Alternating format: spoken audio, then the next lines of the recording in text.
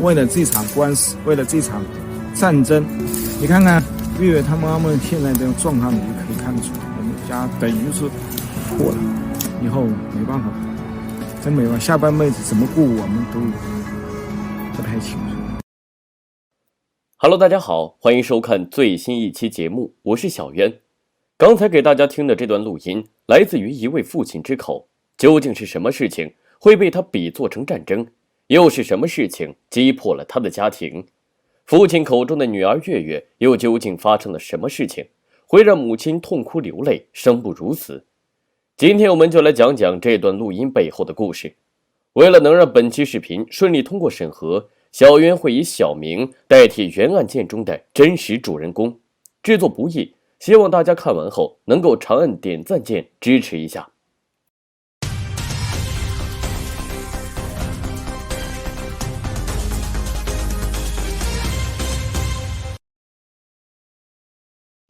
故事还得从2020年的年初说起。周末那天，小月按例搭乘地铁去助学机构上课，为了能够早点拿到自考毕业证，小月这次一次性报了4门科目。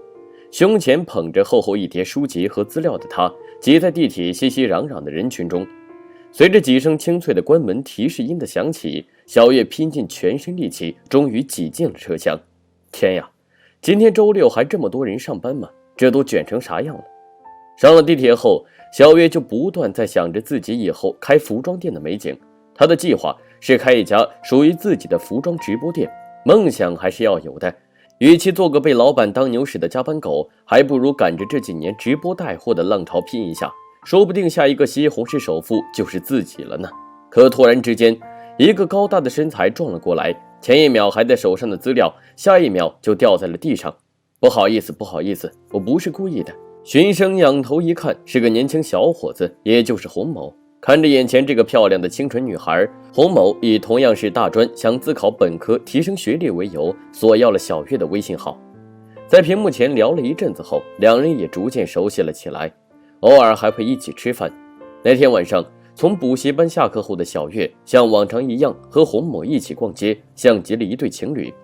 走着走着，时间就来到晚上11点。正当小月准备返回住所时，洪某一把搂住了她。这才几点啊？夜生活才刚刚开始。走，我带你去个好地方。可转过几个路口后，小月才发现洪某所说的好地方原来是酒店。虽然自己很不情愿，但在洪某连哄带骗的甜言蜜语下，她还是被推了进去。那一晚，小月第一次体会到撕裂的阵痛。这份阵痛对于小月来说虽然是暂时的，但带来这份阵痛的洪某却如同刀尖般刺向小月的父母，留下比滴血还痛苦的眼泪。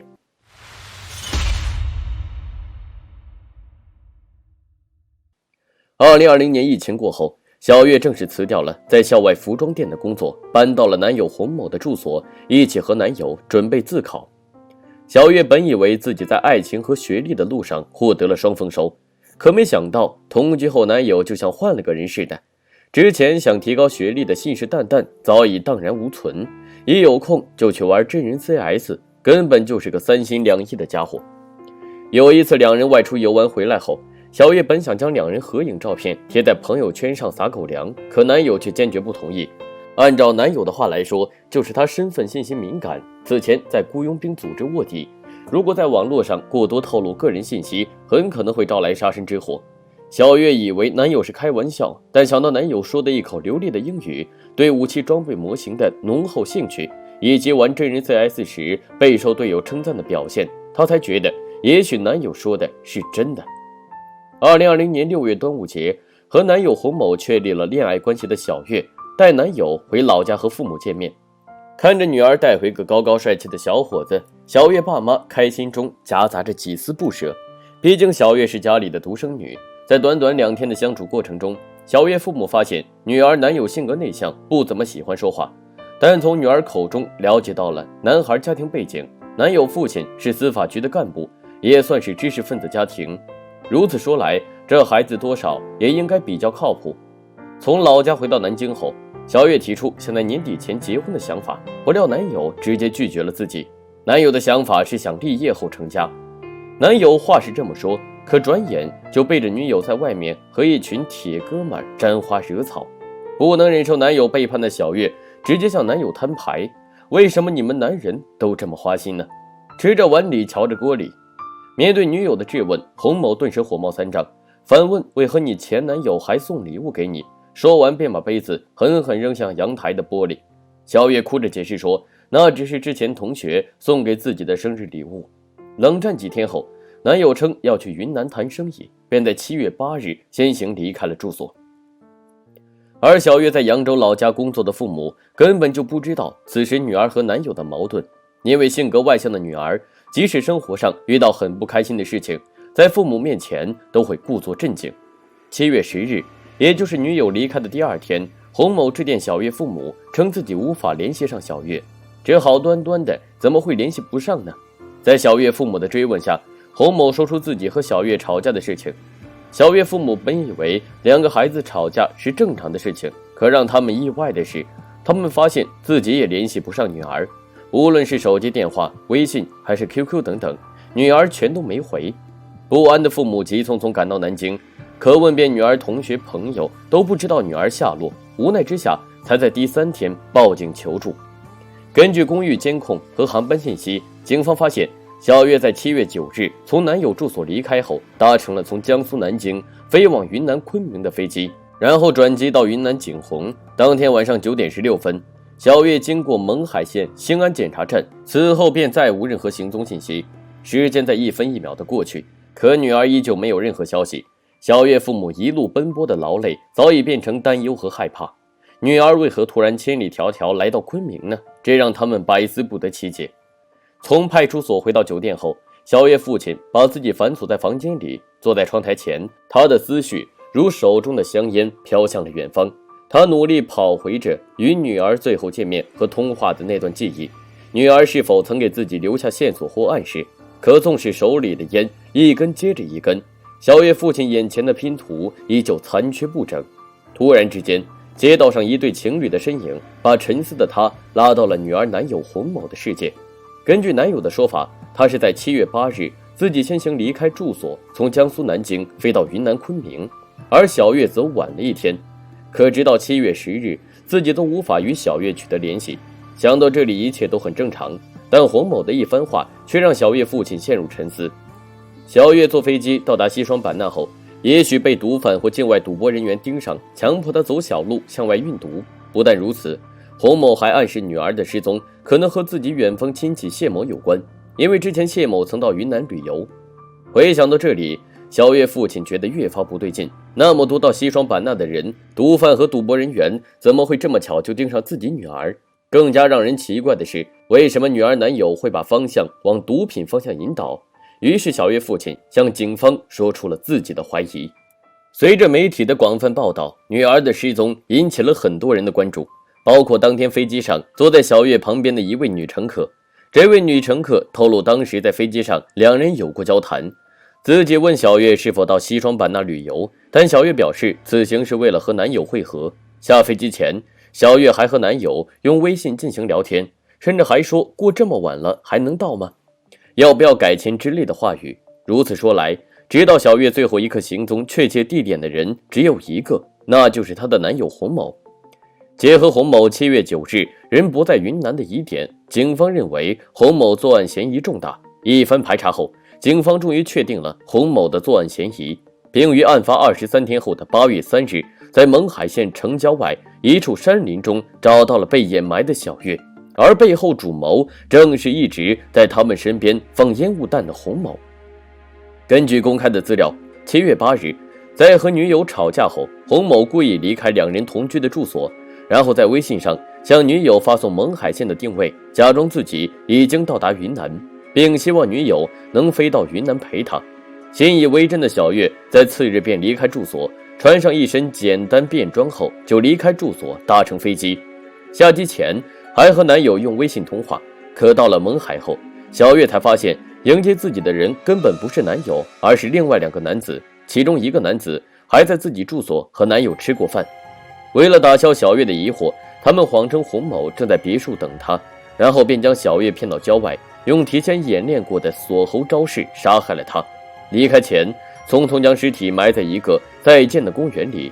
让人匪夷所思的是，这2个直接杀害小月的年轻男子自称是执行洪某保卫国家安全、铲除小月这个间谍的命令。问题来了，为什么这2人会扯到所谓的国家安全呢？他们又为何心甘情愿成为洪某手中的刀呢？答案还得从洪某的经历说起。根据资料，25岁的洪某曾就读于江苏一家职校，在校期间，洪某就是个军事迷，例如很喜欢玩水弹枪等等。1.9米的身高和一身的肌肉，加上好像的确有几把刷子的战术技能，迅速让他在学校小有名气。而更让人印象深刻的是洪某身上心高气傲的作风。他经常吹嘘自己精通多国语言，参加过影子部队，上过叙利亚战场的反恐作战，但因为服役期间和一位俄罗斯女兵发生暧昧关系，被迫退役。在社交媒体上还公开这一张贴有表情包的服役照片，但每次学弟粉丝追问具体情况时，洪某总是以不想回忆惨烈的战场为由拒绝。除了心高气傲，洪某还有个心狠手辣的标签，经常在学校招收小弟威胁他人。例如翻墙逃课时，洪某会让其他人先翻，然后自己偷偷在旁边拍照，接着警告他们如果不听他的吩咐，那他就把照片发给校长。不但如此，洪某还曾多次偷窃学校社团的军事物资，多次被学校驱逐。曾和洪某有过直接接触的小刘说，当时社团的储物间位于2栋女生宿舍楼之间，洪某经常在晚上以取东西的理由要求进入储物间，可洪某的算盘早已是司马昭之心，无非就是想趁机潜入女生宿舍。后来因为缺席毕业考试，洪某未取得毕业证书，离校后整天无所事事。可即便如此，洪某依旧沉迷于自我陶醉的世界，对外宣称自己是所谓的国安等等，并以此对张某和曹某进行洗脑。7月8日，从住所离开后，洪某便通过手机遥控指挥他们杀害小月。为了掩盖罪行，他还陪同小月父母到警局报警，调查过程中又拼命误导他们。根据洪某在校期间的前女友透露，洪某当时在学校里算是小有名气的人物，但一直很奇怪洪某的具体身份，因为当时其他学生普遍是住在多人宿舍，唯独洪某住的是单人宿舍。后来自己之所以和洪某分手，是因为洪某这个人很花心，在和自己谈恋爱期间还总是撩拨其他女生，甚至刚认识就想往酒店带，外出消费时也总是让女生买单。有一次洪某曾向他展示一把小型枪支，虽然不知道是真枪还是假枪，但拿起来的感觉很重。对于洪某杀害小月的事情，前女友表示一点都不吃惊。从学校里他就亲眼见过洪某蛊惑他人的能力。洪某之所以没伤害自己，是因为自己没有对他构成威胁。案发后，小月家人拒绝了洪某父母的100多万赔偿，他们的诉求很简单，就是前文录音所说的为女儿报仇，希望法院能判处死刑。而为了帮助洪某逃过死刑，洪某家属提出要对儿子进行精神鉴定。可精神有问题的人怎么会有能力用手机遥控指挥外人作案，一路上还不断掩盖自己的罪行？在调查洪某的过程中，一件更加细思极恐的事情进入了律师视野。根据调查，洪某此前和小弟张某的女朋友发生过争执，后来通过张某之口将其诱骗至云南，但所幸从飞机下来后被该女生的父亲及时救走。也正因如此，张某女友的父亲便和洪某结下了梁子。而这个张某正是前文中直接参与作案的张某。本以为洪某在机场和张某父亲吵完后会就此作罢，不料回头洪某就说自己要做掉他爸，并在2020年6月4次谋划作案行动。而这一切情况也正是被捕后的张某在接受审讯过程中交代的。到了2020年8月10日，也就是洪某入狱后的1个星期，张某女友父亲果然在江苏宿迁被撞身亡。事发后，肇事人当晚逃逸，可第2天一大早就主动自首，称自己是因醉酒撞人，同样是诱骗至云南。小月和张某父亲在1个月内相继遇害，这到底是巧合，还是真的如张某所说的一切主谋都是洪某？而洪某对小月痛下杀手的原因，真的仅仅是因为感情纠纷这么简单吗？细思下去，事情似乎并不简单。